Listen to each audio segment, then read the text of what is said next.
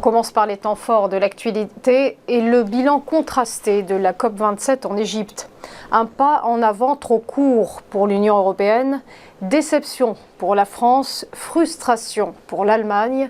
Tels étaient les premiers commentaires à l'issue d'une édition marquée par de faibles progrès sur la baisse des émissions de gaz à effet de serre.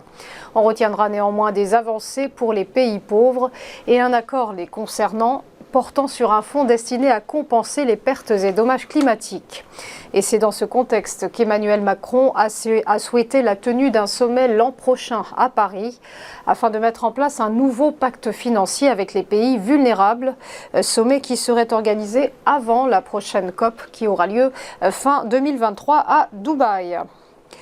On poursuit avec le durcissement des règles de l'assurance chômage. C'est aujourd'hui que le ministre du Travail, Olivier Dussopt, doit présenter son plan aux partenaires sociaux. Un nouveau mécanisme pour moduler l'indemnisation des demandeurs d'emploi en fonction du taux de chômage. De nouvelles règles venant complémenter le projet de loi adopté par le Parlement la semaine passée. Selon les syndicats, d'ores et déjà opposés au dispositif, la durée d'indemnisation serait réduite d'un quart. Olivier Dussopt, lui, argue d'un besoin urgent d'économie. Selon lui, même un retour au plein emploi ne suffirait pas à rééquilibrer un système en déficit prévisible de 12,5 milliards d'euros en 2027. Terminons par le chiffre du week-end. Et 1, et 2 et 3 millions de billets vendus pour la Coupe du Monde au Qatar. 2,95 millions plus exactement. C'est un record et cela va rapporter 7,2 milliards d'euros à la FIFA selon ses propres estimations, ce qui représente l'intégralité de ses revenus générés depuis 4 ans. C'est encore 1 milliard de plus que l'estimation initiale. Ticket gagnant et jackpot donc pour la FIFA.